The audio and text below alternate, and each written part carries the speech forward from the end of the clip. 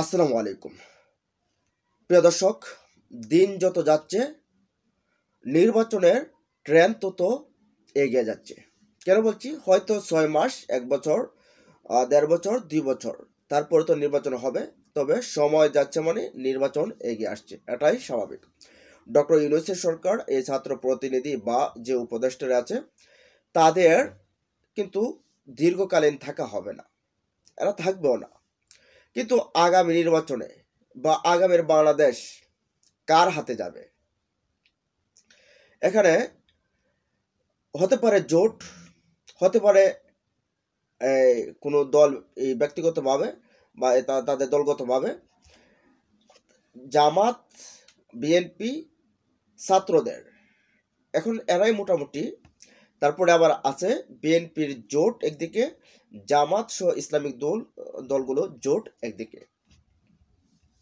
এখন 5 আগস্টের পর এবং 5 আগস্টের আগের 15 বছরের হিসাব মেলালে অনেক কিছু কিন্তু এখন তফাৎ আছে। এখানে বিষয়টা আমরা যদি একটা একটা করে ধরি, বিএনপি দেশের এই মুহূর্তে, যেহেতু আওয়ামী লীগ নেই, সবচেয়ে বড় দল, তাদের জনসমর্থনও রয়েছে, তারপর তাদের বড় বড় নেতাও রয়েছে, তাদের বিশাল নেতাকর্মীও রয়েছে।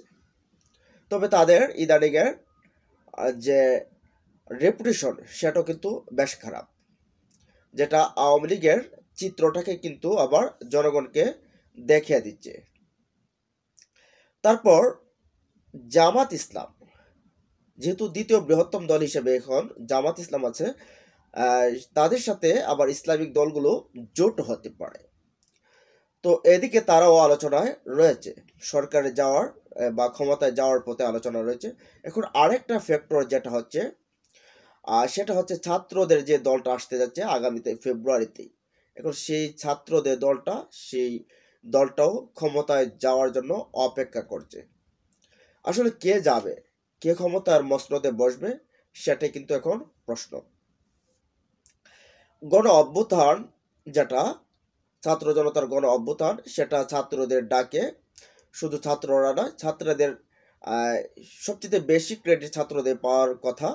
ছাত্ররা বেশি শহীদ হয়েছে, ছাত্ররা রক্ত দিয়েছে, সামনে থেকে গুলিবিদ্ধ হয়েছে, বুক পেতে দিয়েছে। তবে পেছনে কিন্তু দেশের জনগণ ছিল, হিউজ পরিমাণ জনগণ, যার কারণে জনগণ যখন রাস্তায় নেমে আসে তখনই কিন্তু আওয়ামী লীগ পালিয়ে যেতে বাধ্য হয়। এখন কথা হচ্ছে, এই ছাত্ররাও নির্বাচন করবে। এখন এই ছাত্ররা আসলে হঠাৎ করে, এ দেশটা এমন না যে ইউরোপের মতো কোনো দেশ না যে হঠাৎ করেই একটা কিছু ঘটে যাবে। এদেশের মানুষ কিন্তু আসলে পেছনগত দিক থেকে যারা এই বিভিন্ন দলে কিন্তু বিভক্ত এমনি, তারপরে যারা এই এমনি যারা রয়েছে তারাও কিন্তু আবার চায় যে দেশে কারা আসলে শান্তি হবে, কারা আসলে দেশটা ঠিকভাবে চলবে, সে বিষয়টা কিন্তু তারা দেখতে চায়। তো এই মুহূর্তে নাসিরউদ্দিন পাটোয়ারির একটা আমরা বক্তব্য প্রথমে দেখলাম যে মুজিববাদ জিয়াবাদ কোনোটাই আমরা চাই না, বেশ সুন্দর কথা বলছেন, কোনো বাদই চায় না। এরপরে আবার দেখলাম যে মুজিববাদ জামাতি, এটাও আমরা কোনো কিছুই চাই না। এখন এই যে এই নাসিরউদ্দিন পাটোয়ারি, নাগরিক কমিটির যে আহ্বায়ক, তিনি মুজিববাদও চান না, জিয়াবাদও চান না, জামাতিদেরকেও চান না। তাহলে আসলে কাদেরকে চান তিনি?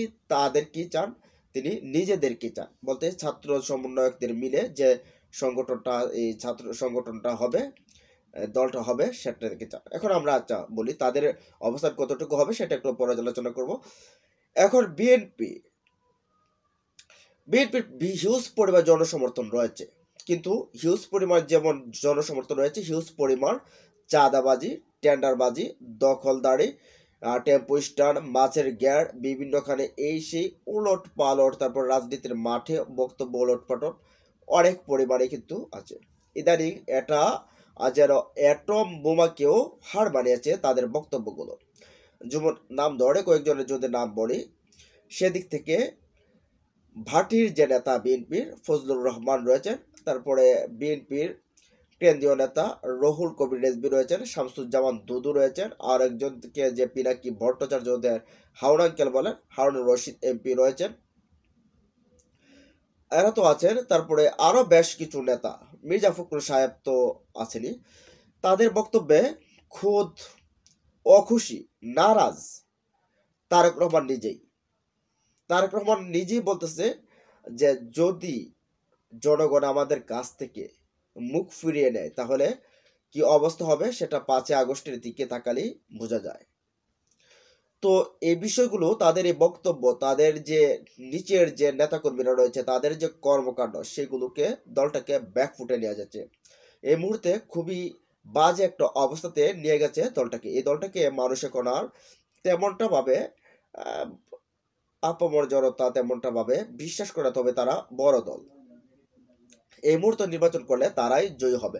তবে যদি নির্বাচনটা আরো যদি 1-1.5 বছর পিছিয়ে যায় তাহলে সেই বিষয়টা কিন্তু উলটপালট হয়ে যেতে পারে। আর আমরা যদি আসি, তারপরে যদি আসি যে জামাতের কথা যদি বলি, জামাত ইসলাম একটা আদর্শিক দল। তাদের একটা আদর্শ আছে, তারা একটা আদর্শকে মেনটেন করে। তবে তাদের বিরুদ্ধে 5 আগস্টের আগে তাদেরকে যতটা না আলোচনায় ছিল, 5 আগস্টের পর যেন রব উঠেছে, হই হই একটা যেন রব উঠে গেছে যে জামাত ইসলামী যেখানে দেখবেন কোনো একটা নিউজ আছে সেখানে কমেন্ট বক্সগুলোতে দেখবেন, বা মানুষের মতামত যদি দেখেন তাহলে একটা জামাত জামাত যেন একটা শোর পড়ে গেছে। এখন এর বিশেষ কারণও রয়েছে। তাদের যে একজন ম্যাজিক ম্যান রয়েছে, তাদের যে আমির ডাক্তার শফিকুর রহমানের রহমান, তিনি যে কথাগুলো বলছেন মানুষ মন্ত্রমুগ্ধর মতো শুনছে। মানুষ মনে করছে তিনি আসলে দেশপ্রেমিক, তিনি দেশের সত্যিকারের নেতা হতে পারেন, আর ইনসাফপূর্ণ আহ, বিষয়গুলো কায়েম করতে পারেন দেশে। তারপর একটা বিএনপি যেখানে দুর্বল সেই জায়গাটাতে জামায়াত অনেকটা এগিয়ে। বিএনপি চাঁদাবাজি, টেন্ডারবাজি, টেম্পো স্ট্যান্ড, বিভিন্ন দখল, যেগুলো আমরা পত্রিকা, টিভি চ্যানেলগুলোতে দেখতে পাচ্ছি, সেই জায়গাটা থেকে তারা দখলদারিতে এখানে রয়েছে বেশ কিছু তাদের নেতাকর্মীরা। এবং জামাত সেই জায়গাটা থেকে বড় বড় প্রোগ্রাম করছে, তাদের নির্বাচনী আহ, যে আওয়াজটা সেটা মানুষের কাছে পৌঁছে দিচ্ছে।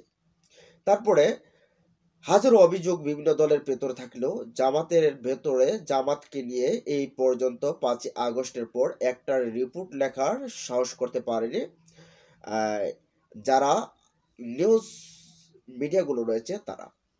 এখন সেকুলার পন্থী মিডিয়াও রয়েছে, কিন্তু তাদেরও সাহস হয়নি যে একটা রিপোর্ট লিখতে যে জামাত কোথাও চাঁদাবাজি করছে, দখলদারি করছে, কারো এটা ছিনিয়ে আনছে, ওটা ছিনিয়ে আনছে, এটা করতে পারেনি।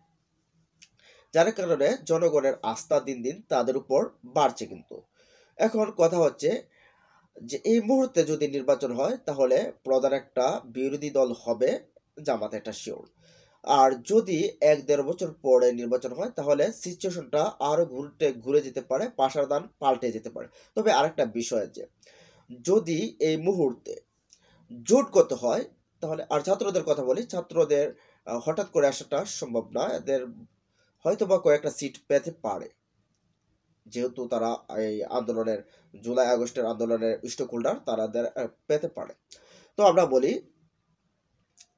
যদি জোটগতভাবে হয় তাহলে গণ অধিকার পরিষদ, গণতন্ত্র মঞ্চ, 12 দলীয় জোট বা বিভিন্ন দলগুলো হতে পারে বিএনপির সাথে। তবে তাদের নেতাকর্মী তেমন নেই, তাদের জনসমর্থনও তেমন নেই। তবে অপরদিকে যদি ইসলামিক দলগুলো যদি জোট বেঁধে ফেলে জামাত সহকারে, তাহলে ইসলামিক এদেশের ভিতরে যেন ইসলামিক পূর্ণ জাগরণ করছে 5 আগস্টের পর। তো তাদের একটা বিশাল কিন্তু সম্ভাবনা দেখা দিতে পারে, এমনটা হতেও পারে ক্ষমতায় চলে যেতে পারে যদি এই জোটটা হয়। আবার এই ইসলামিক দলগুলো যদি জোট যদি বিএনপির সাথে করে তাহলে বিএনপি নিশ্চিত ক্ষমতায়। তো আপনারা আসলে কাকে ক্ষমতায় দেখতে চান সেটা আপনাদের এই কমেন্ট বক্সে জানিয়ে দেবেন। ভালো থাকুন, সুস্থ থাকুন।